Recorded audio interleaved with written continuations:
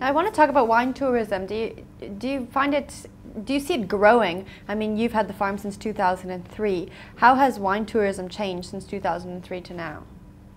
At first, we were just an agricultural farm producing grapes, and then we made wine. And then we were lucky, actually, to have our wine first received in the UK through Marks and Spencer's. Really? Yes, and then they put it in their over 200 stores. And the following year, in 2007, that was in 2005 actually, in 2007 we got lucky and got into the US market.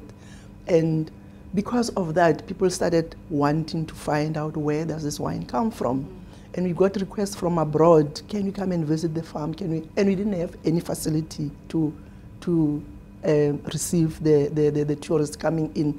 So I said to my husband, we don't have money, the farm is still young, and what I'm going to do is I'm going to break down the storeroom.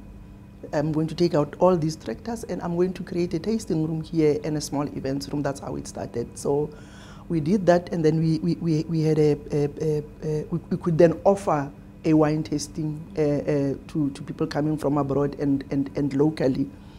And in 2010, I entered for the ITIA Awards, the Emerging Tourism Entrepreneur of the Year Award.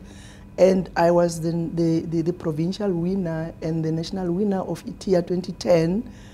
That really boosted the tourism aspect of the farm, because more and more people, particularly from the UK, from the Germany, from the US, started coming onto the farm. Wow. And I think I'm great at breaking down structures. I broke down my house.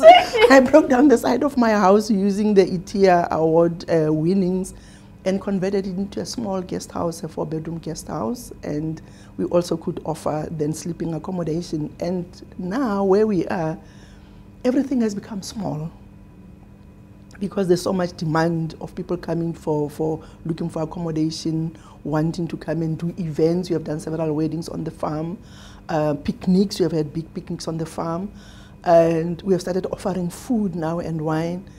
And I said to my husband 2 years ago, let's apply for rezoning to increase our tourism footprint and to increase also the profile of the farm. So that's where we are now.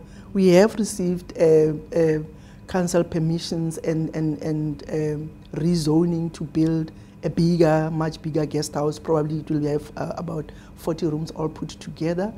And we still don't have money. You know, in the wine industry, we spend a lot of money, and you don't make as much money as you're making.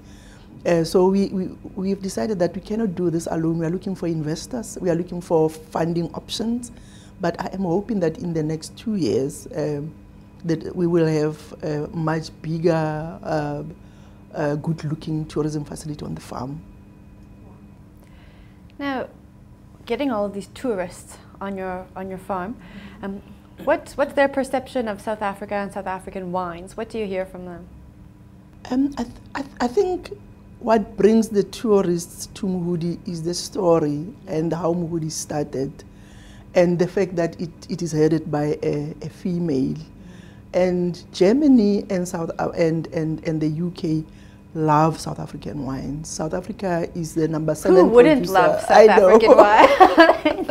So most of the South African wines is exported into Germany and the UK, even though here and there have been issues of worker accommodation, worker salaries that hit the international market.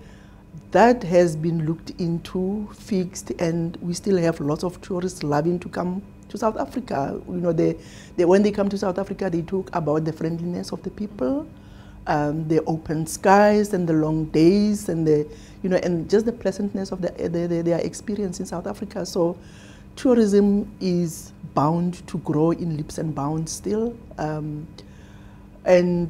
Mohudi wants to be part of it in a big way.